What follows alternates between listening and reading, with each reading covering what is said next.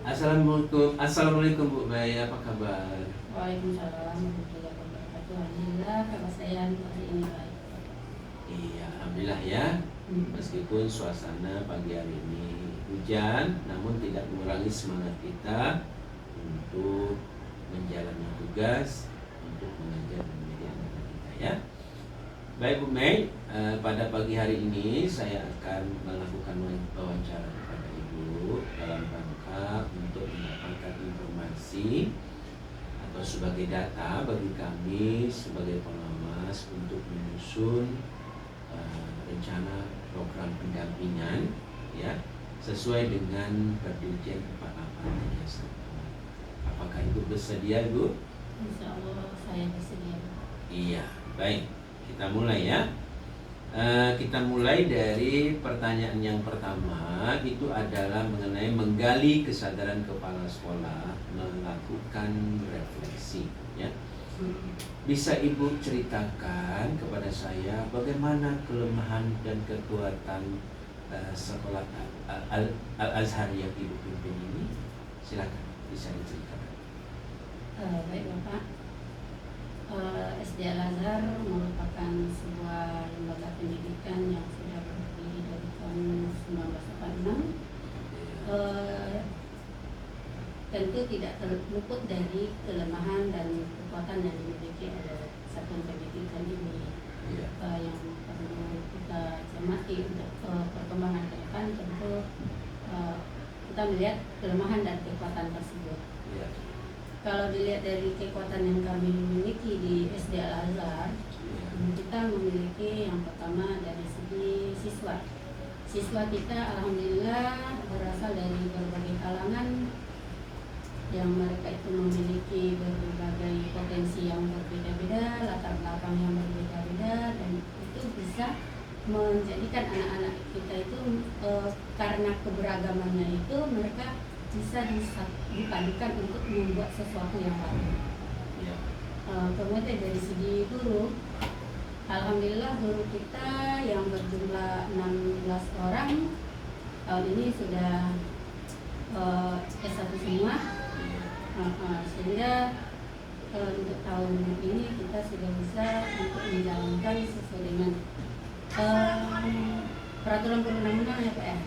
Dan bahwa semua guru yang mengajar di sekolah dasar itu kalau bisa sudah berkualifikasi S1 ya.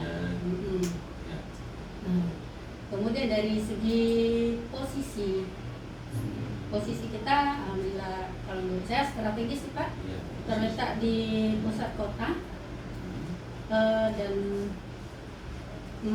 yang dekat dari berbagai tempat wisata dekat, fasilitas yang dari apa namanya toko-toko dekat, jadi dari pemerintahan pun dekat gitu kan, jadi bisa itu memberikan peluang bagi kita untuk memiliki koneksi ke berbagai lini tersebut. Kemudian dari sarana prasarana mungkin ya di situ silakan ceritakan saja. Kalau dari sarana prasarana mungkin kita berusaha. Di sini kami masih kurang Pak, halaman masih belum sesuai dengan yang kami harapkan gitu. Jadi ini boleh kita katakan sebagai kelemahan lah ya. Ini kelemahannya di sarana prasarana ya. Belum lengkap gitu loh Pak. Jadi dari sarana prasarana seperti tadi halaman juga ya. Iya, karena proses pembelajaran kita kan tidak di dalam ruangan saja sekarang. Jadi mesti ada di halaman sekolah. Kami berharap halaman itu menjadi tempat yang nyaman dan enak bagi siswa untuk belajar melakukan PPM di halaman. Cuman halaman itu belum memadai. Jadi masih belum maksimal ya. Perlu pembenahan untuk sarana prasarana halaman gitu Pak ya. Baik Bu, dari yang sudah Ibu ceritakan tadi ya,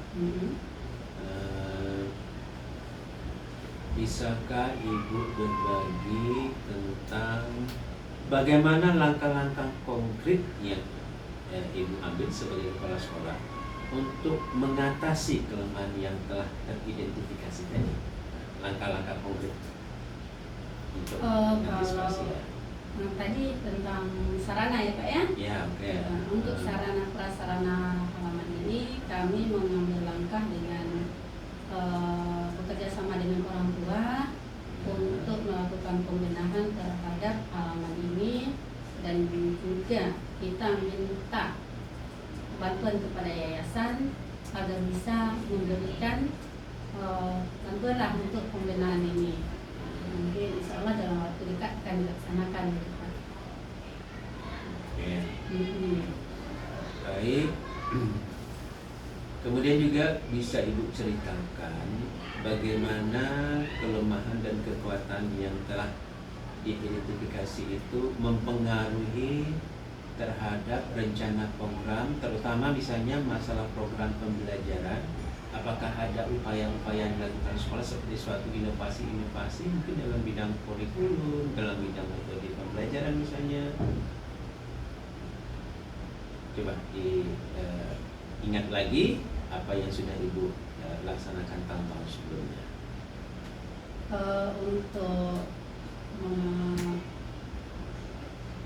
Maksudnya untuk kelemahan tadi ya Pak ya? Iya, bagaimana nanti kelemahan dan kekuatannya itu yang sudah Ibu ceritakan tadi atau Ibu identifikasi tadi, apakah mempengaruhi terhadap program atau khususnya di pembelajaran? Nah, apakah ada langkah-langkah khusus misalnya masalah kurikulum, kemudian masalah mungkin inovasi yang lain seperti media pembelajaran yang dilakukan? Iya. Dari kekuatan dan kelemahan yang kita miliki itu memang ada berdampak terhadap proses pembelajaran yang dilaksanakan di sekolah. Seperti contohnya guru yang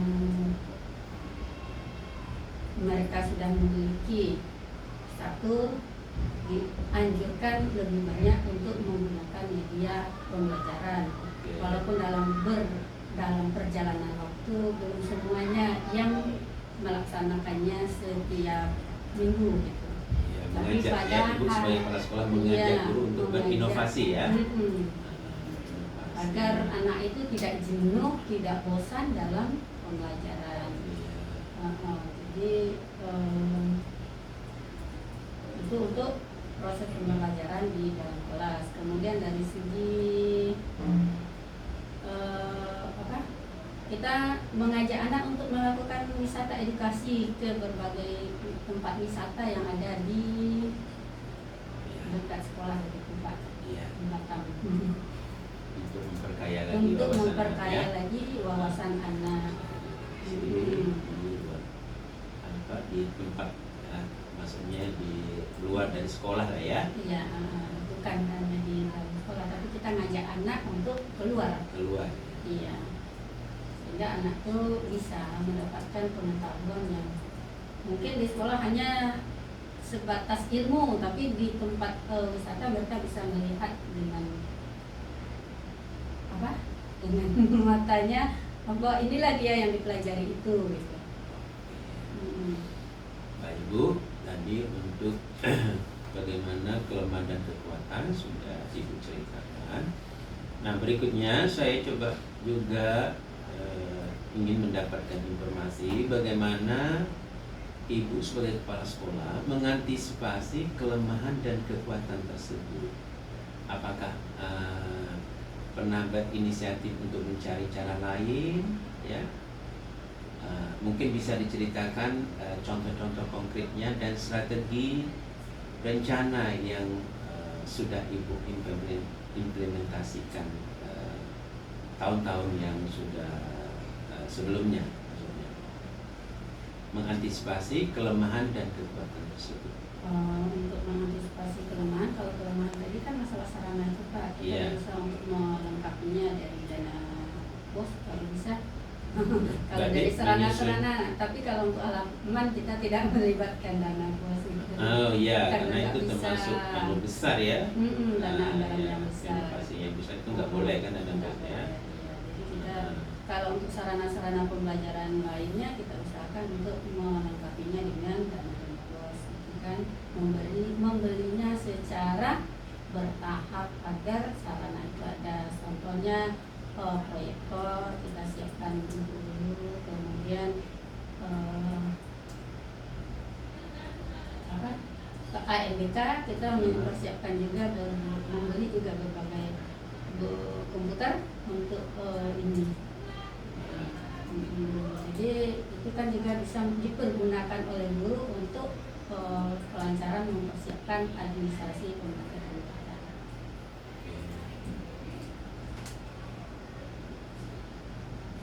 Kalau untuk kekuatan itu mengantisipasinya ya, dan namanya kekuatan kita bisa memanfaatkannya contoh sarana tadi. Memaksimalkan memaksimalkan penggunaan kekuatan yang sudah ada. Kan kita menganggap itu adalah suatu peluang ya. Iya. Peluang bagi sekolah untuk memaksimalkan dari potensi-potensi kekuatan-kekuatan tadi ya.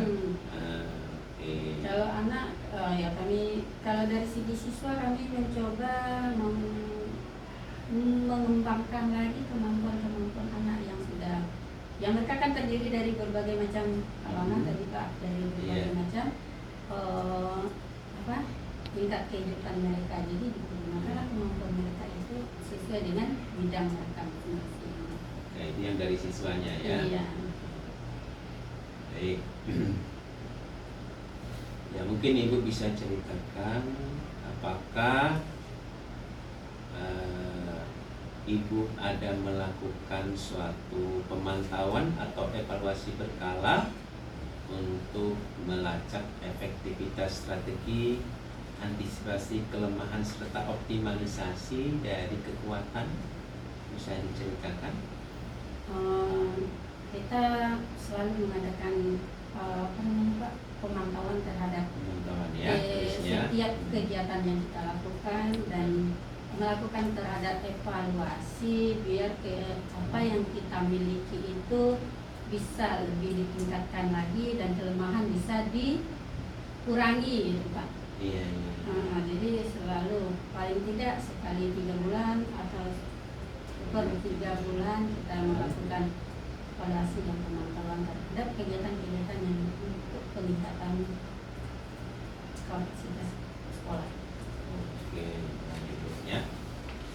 Baik, untuk pertanyaan menggali kesadaran kepala sekolah untuk melakukan refleksi, saya rasa cukup di situ. Sekarang kita beralih ke pertanyaan bagaimana kepala sekolah untuk menggali kapasitas kepala sekolah memimpin perubahan. Sebenarnya bagaimana kepala sekolah memimpin perubahan.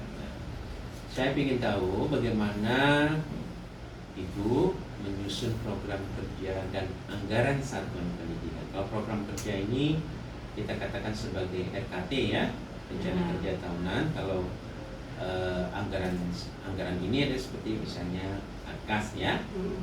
Mungkin bisa Ibu ceritakan bagaimana langkah-langkah yang dilakukan. Untuk penyusunan program kerja maupun anggaran satuan pendidikan, kita selalu melibatkan guru dengan mengadakan rapat sebelum membuat program kerja. Namun sebelumnya kita mengadakan evaluasi diri terlebih dahulu. Evaluasi diri ini dengan melihat ya kekuatan dan kelemahan yang kita miliki tadi dan apa yang harus kita lakukan untuk masa yang akan datang. Nah, kemudian itu dirapatkan. Saya minta kepada guru program kerja kita masa ke depan itu apa, 1 tahun ke depan. Kemudian meminta juga sama guru untuk kira-kira untuk RKS ke depan itu kita beli apa saja. Karena saya kasih kepada guru tersebut berbentuk kertas, silakan masing-masing mengusulkan apa saja yang mau kita beli untuk tahun yang akan datang. Apa yang mau Bapak Ibu usulkan. Nah, itu yang kami lakukan untuk penyusunan RKS maupun program kerja ke depan. Namun dari semua yang diusulkan oleh guru, tentu kita sebagai kepala sekolah memilih dan memilah kembali mana skala prioritas dan mana yang tidak terlalu penting. Ya. Ini sudah melibatkan dari stakeholder lah ya. Iya. Nah, dari guru tadi kan melalui rapatnya terlebih dahulu, kemudian Iya. menanyakan kira-kira kebutuhannya apa seperti itu ya. Iya. Oke, baik. Kalau ibu kali feedback lagi ke apa yang sudah ibu ceritakan dari yang sudah ibu laksanakan program-program sebelumnya itu, apakah ada perubahan dari tahun yang misalnya tahun yang lalu dengan tahun sebelumnya? Nah itu, apakah ada perubahan-perubahan? Gitu? Alhamdulillah kalau menurut saya udah ada sih Pak. Ya. Contoh untuk tahun sekarang kita lebih banyak melibatkan anak-anak untuk kegiatan-kegiatan perlombaan. Ya. Ada peningkatan dari segi penganggaran, karena ada penganggaran untuk itu maka kita berani untuk mengadakan kegiatan-kegiatan yang sebelum-sebelumnya belum tercover gitu Pak. Oh ya. Karena segala sesuatunya itu kan tergantung dananya. Kalau nggak ada dana tentu kita akan terhambat. Jadi karena sudah dianggarkan, maka kegiatan itu bisa dilaksanakan. Ya. Jadi program kerja, program kerja yang sudah diterapkan dimasukkan dalam anggaran sehingga bisa dilaksanakan seperti itu.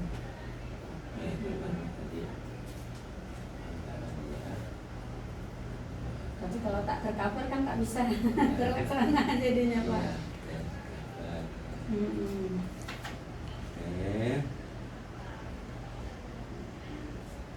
Oh ya sedikit Pak. Dalam pembuatan program kerja itu kita juga minta masukan dengan komite. Walaupun kadang komite kita tidak ikut ketika rapat, tapi kita tetap meminta pendapat mereka melalui telepon, apa saja masukannya gitu.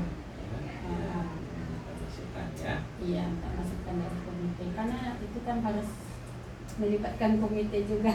Komite.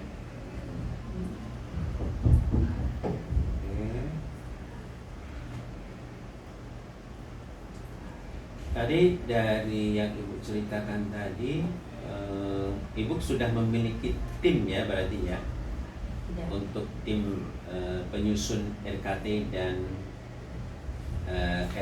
RKAS itu ya. Iya. Dari bagaimana langkah-langkah yang sudah ibu ceritakan tadi, tentu dengan melibatkan tim, kemudian juga melibatkan guru atau stakeholder, kemudian membentuk tim ya. Iya. Nah, seperti itu.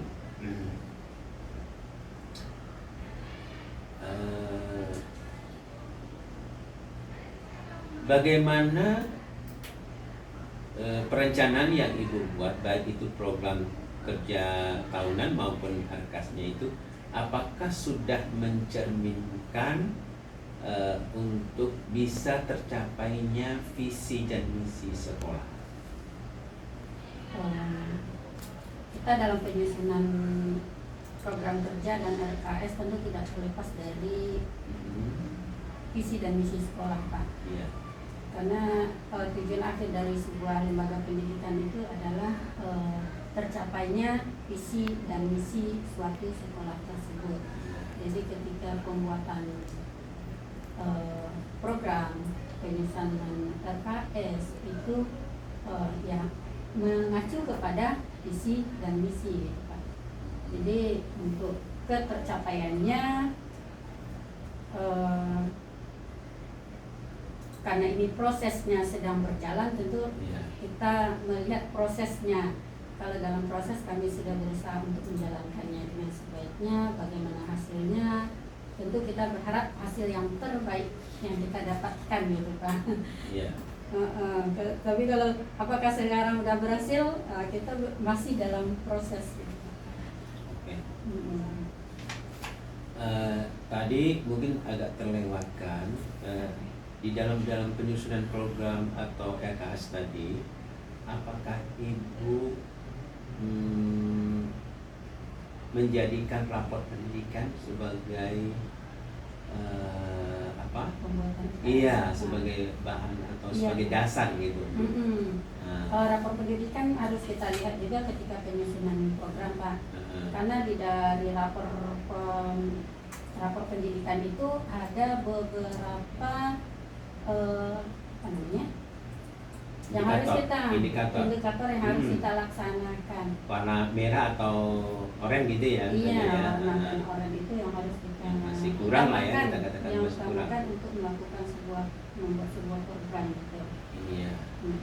Kemarin itu kalau dilihat dari rapor pendidikan mungkin yang belum kami laksanakan dari hasilnya ya Pak, yang belum kami sampaikan ke orang tua secara umum itu adalah tentang mensosialisasikan visi dan misi sekolah ke orang tua. Iya, nah, itu tadi makanya ada kaitannya ya dengan pertanyaan yang sudah saya ajukan tadi gitu kan. Nah, memang jadi nanti kami harus melaksanakan setiap tahun itu pensosialisasian visi dan misi sekolah.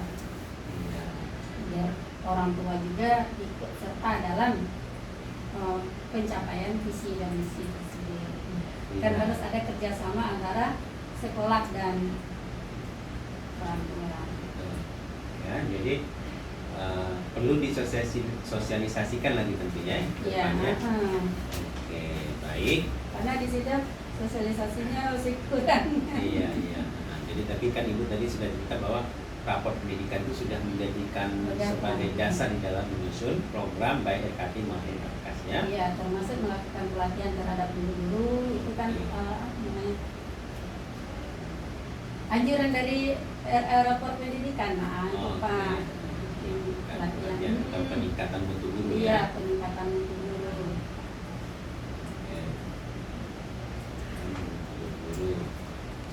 Nah, coba Ibu ceritakan juga bagaimana perbedaan program dari tahun yang lalu atau tahun sebelumnya yang sudah Ibu susun. Coba Ibu ingat-ingat lagi. Kira-kira perbedaannya itu apa? Mana ya? Ya, coba diingat aja kira-kira mungkin ada berbeda kalau tahun yang sebelumnya. Berarti kan kalau kita feedback lagi berarti 2023 dan 2022 kan gitu kan. Nah, coba Ibu bandingkan. Masalah kegiatan tambahan ya Pak, programnya. Program eskul. Kalau tahun 2022 kita dalam program kegiatan itu kita udah buat tapi tidak bisa diaplikasikan. Tapi alhamdulillah tahun 2023 ini sudah bisa terlaksana. Oh, ekskul ya? Ekskulnya. Oh, contohnya ekskul pramuka jalan Pak. Olahraga jalan. Yang tidak jalan itu contohnya tapak suci. Itu tahun 2023 ini alhamdulillah sudah jalan gitu. Kalau tahun-tahun sebelumnya nggak jalan. Itu penambahan salah satu yang ada. Kemudian untuk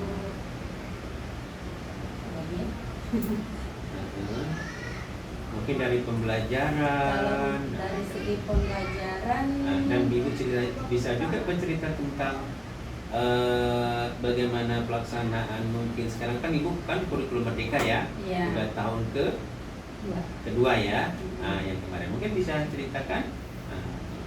Kalau dari segi kurikulum tahun 2 tahun sebelumnya kita masih kurikulum K13. Tahun 2022 kita memakai kurikulum Merdeka Mandiri Berubah untuk kelas 1 dan kelas 4. Alhamdulillah kita sudah melaksanakannya dan sudah mengadakan karya P5-nya dan sudah karya apa namanya itu sudah pameran lah gitu Pak. Iya, sudah sudah. melakukan pameran juga untuk salah satu pamer karya ya. pamer karya Pamer karya. untuk tahun tersebut. Tapi untuk tahun ini insya Allah akan dilaksanakan di bulan Februari besok Pak. Februari ya. Iya.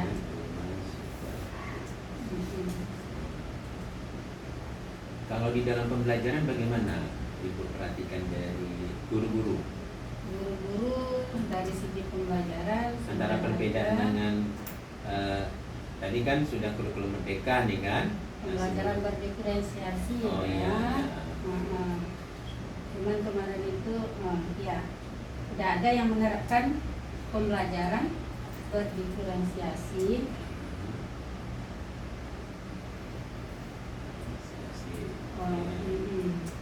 Dengan memisahkan anak-anak yang low, middle dan yang high itu Pak pembagiannya. Iya. Oke, tadi program Dari segi kontennya udah, prosesnya juga udah, dan juga dari produknya. Oke. Kalau di dalam penyusunan program tadi sudah melibatkan stakeholder seperti misalnya komite juga ya? Udah. Nah, sudah ya di dalam penyusunan program. Komite, guru, perwakilan salah seorang orang tua. Sudah melibatkan komite dan orang tua ya? Iya. Guru dan orang tua.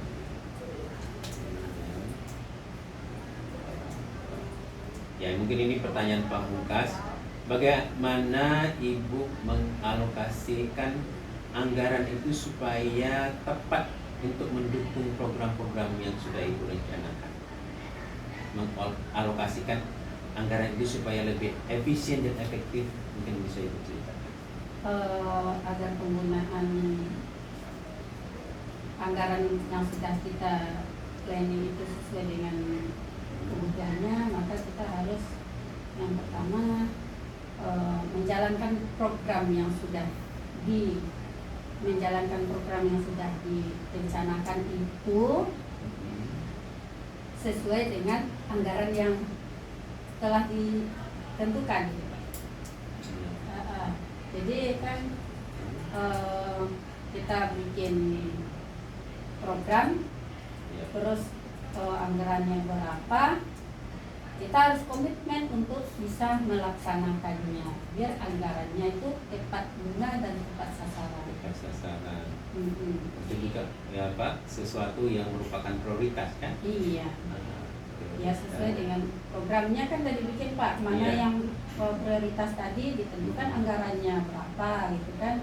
Kemudian kita harus komitmen untuk bisa menjalankan program tersebut dengan anggarannya sehingga tepat guna dan tepat sasaran tadi. Baik Ibu, saya rasa cukup ya informasi yang sudah saya dapatkan untuk wawancara pagi hari ini. Mudah-mudahan ini akan berguna bagi kami, tentunya akan berguna bagi kami untuk menyusun program perencanaan. Nah nanti setelah ini untuk kedepannya ya kita juga akan masih berdiskusi bagaimana strategi atau metode yang akan kita ambil. Kemudian juga nanti setelah program ini selesai, baru nanti langkah atau tahap berikutnya itu kami melakukan pendampingan penyusunan program pada sekolah. Terima kasih banyak atas kerjasama Ibu. Tetap semangat ya, semoga sukses dan sehat selalu ya. Iya, sama-sama Bapak, kami pun mengucapkan terima kasih. Mudah-mudahan dengan adanya kekurangan kami tadi, Bapak bisa memberikan bimbingan yang lebih kepada kami agar kami lebih maju lagi. Terima kasih juga. Baik, terima kasih. Assalamualaikum dan selamat pagi. Waalaikumsalam warahmatullahi wabarakatuh.